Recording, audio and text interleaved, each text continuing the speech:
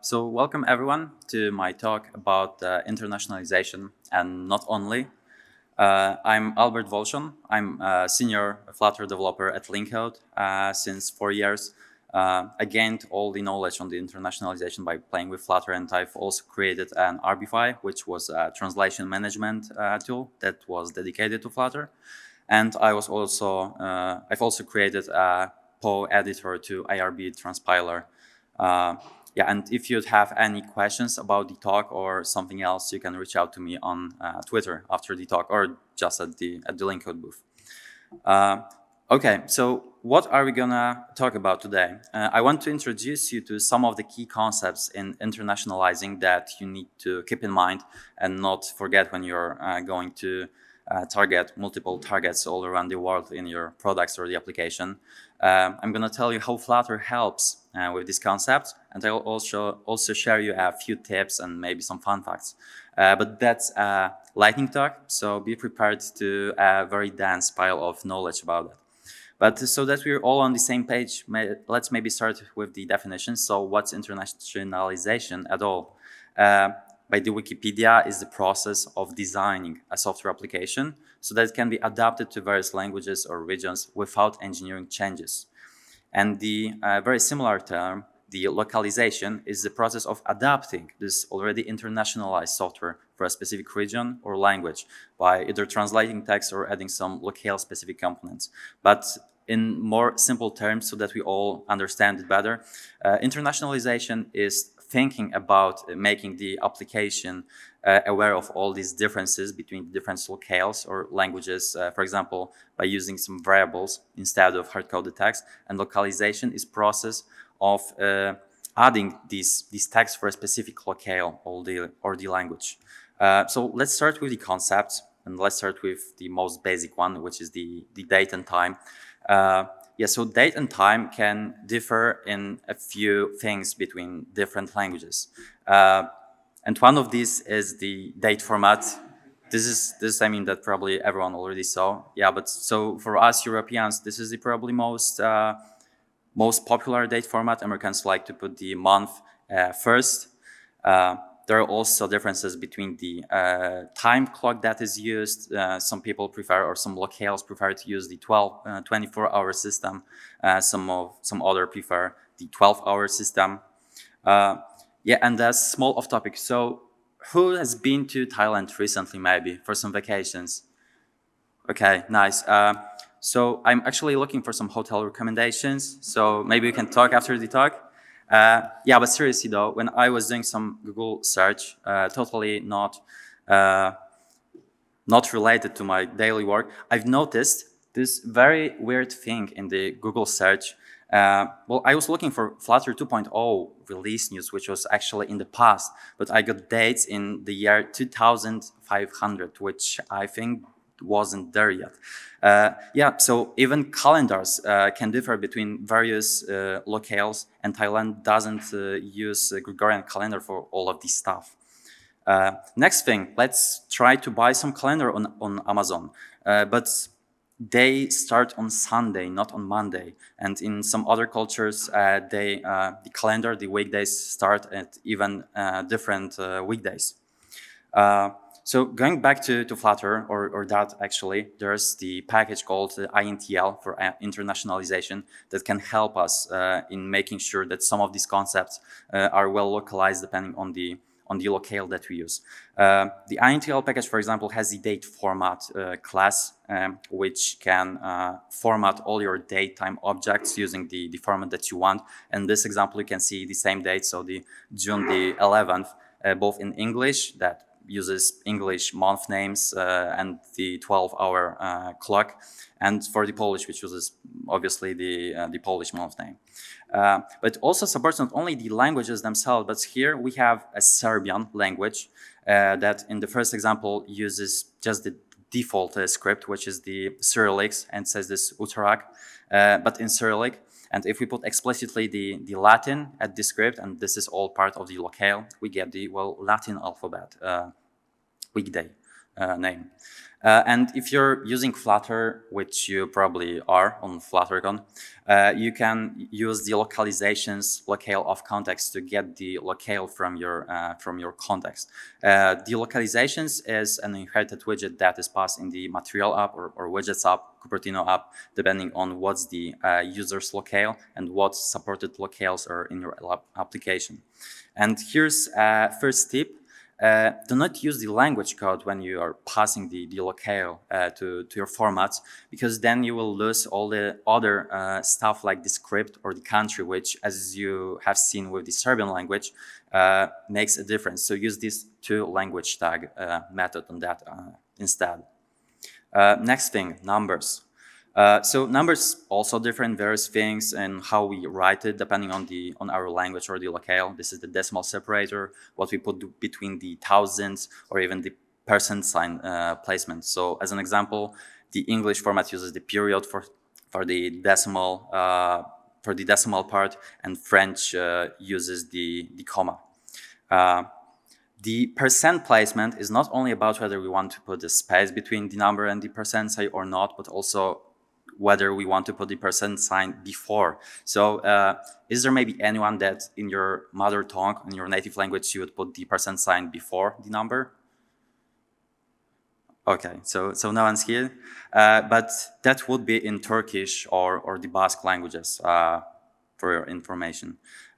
Next thing, if you're targeting maybe the Indian subcontinent, they have their own Indian numeric system, which for the smaller numbers, for the smaller powers of 10, is the same as you would normally use in English. But for the bigger powers, they have different names for these powers. So for 100,000, they have lakh, they have 10 lakh, and then there's crore, Arab, Karab, and etc. So after each 2 zeros in the number, they have a different name for the number, which is what they use for prices or for other numbers. INTL package also helps us with formatting numbers with the number format that has the decimal pattern and all other different constructors for displaying the percentages or also for displaying shortened versions of the numbers, like instead of 1 million with putting 6 zeros into the string, you'd get the 1M, or what is correct for a given language. Currencies, so kind of a subset of the numbers.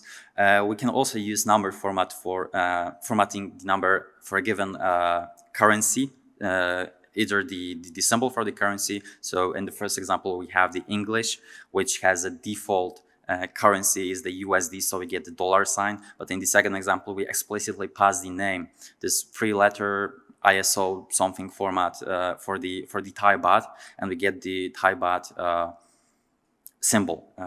And it's the same if we would use other locale.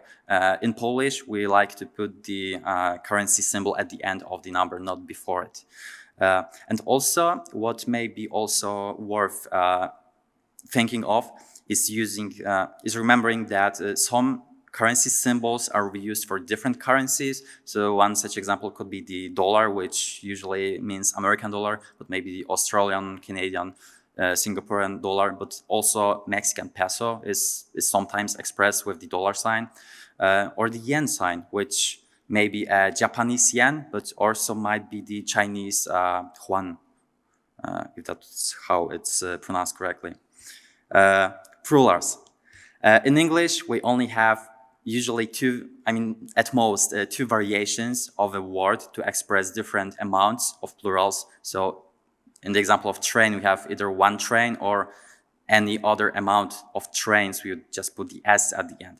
But in other languages, for example, my mother tongue, the Polish, we not only have two variants, but we have 4 variants. So you could see that depending on the number, we have different endings for the word.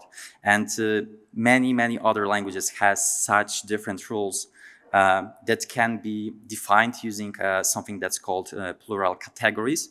There are 6 of them. And some languages support only 2 or maybe even 1 plural category. Some support more. So this is the example from the Unicode Common Local Data Repository website that defines how the Czech language uses plurals. It also has this one, few, many, and other plural categories.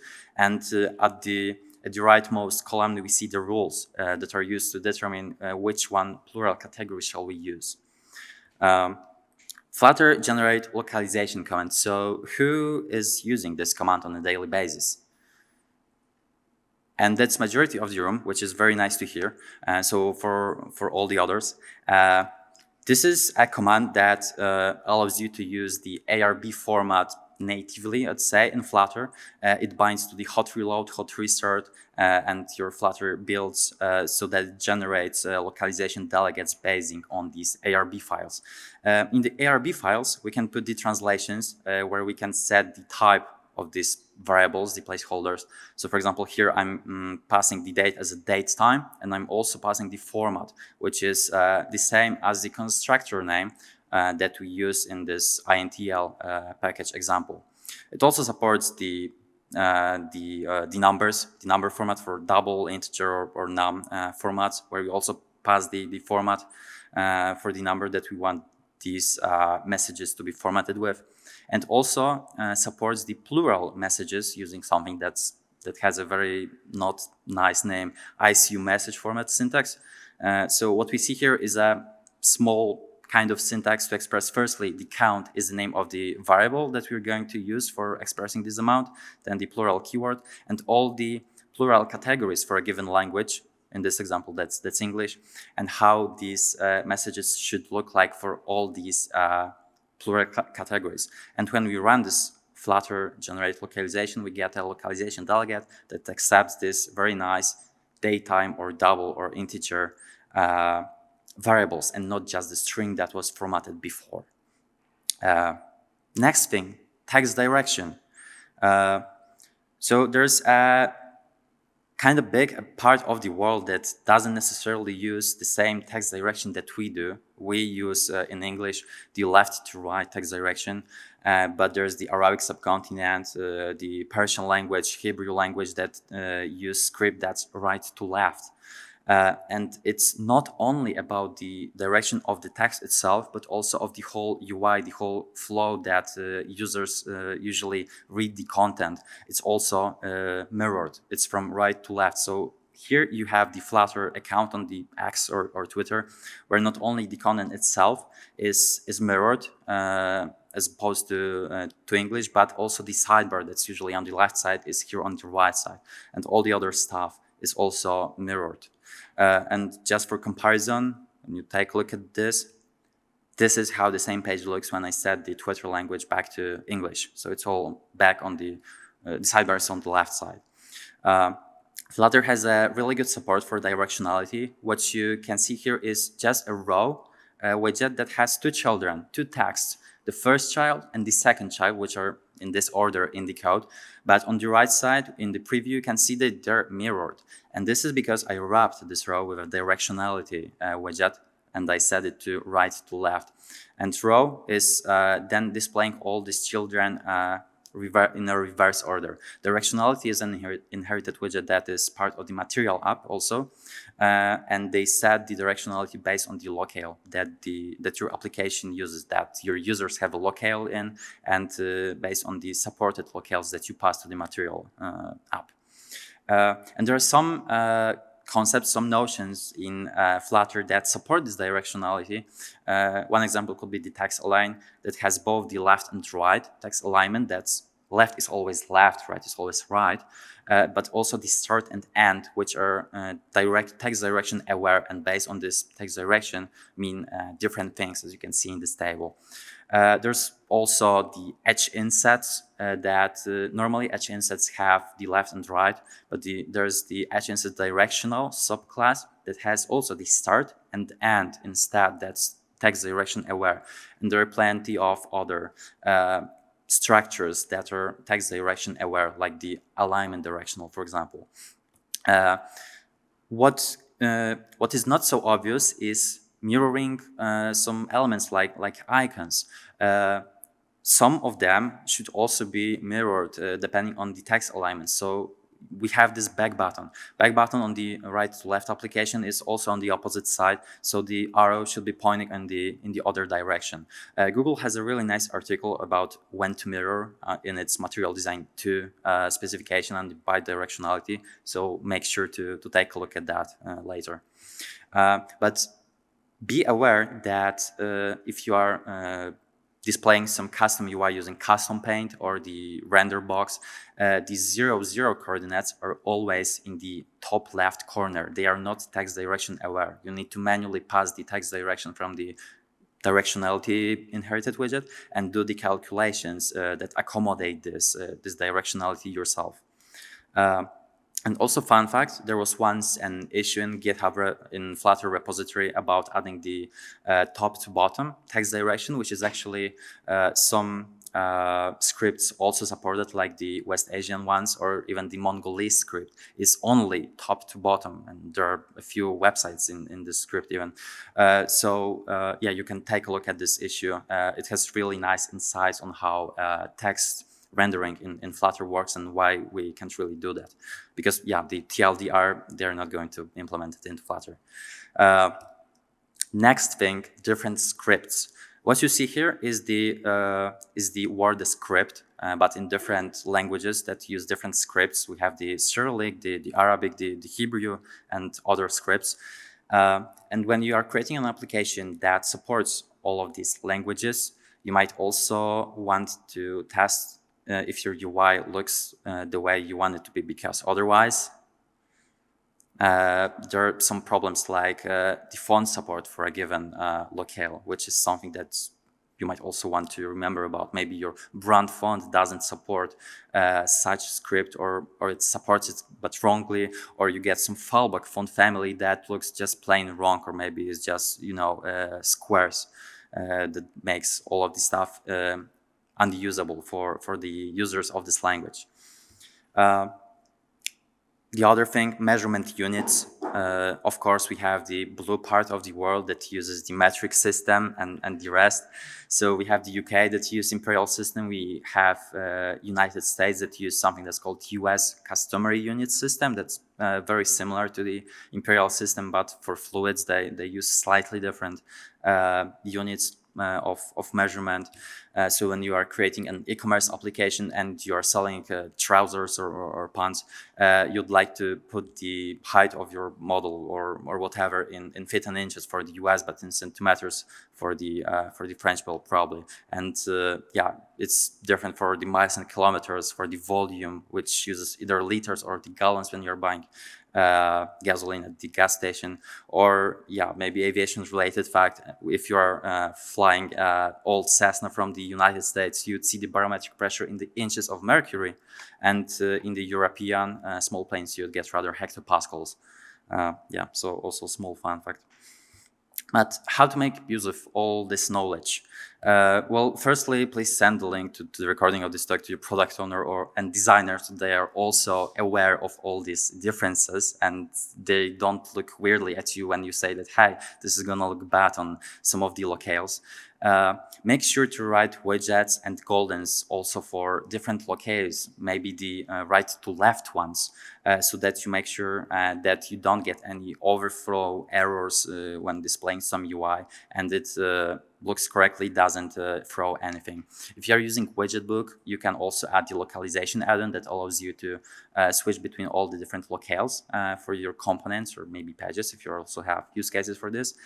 And there's also the Unicode Common Locale Data Repository resource that held this plural categories stuff, but it also has specifications for many different stuff, and all of the things that other languages have related to internationalization is also derived from this resource. But other than that, it's a never-ending story. There's always something to learn about, so make sure to keep learning about stuff. Yeah, that's the end.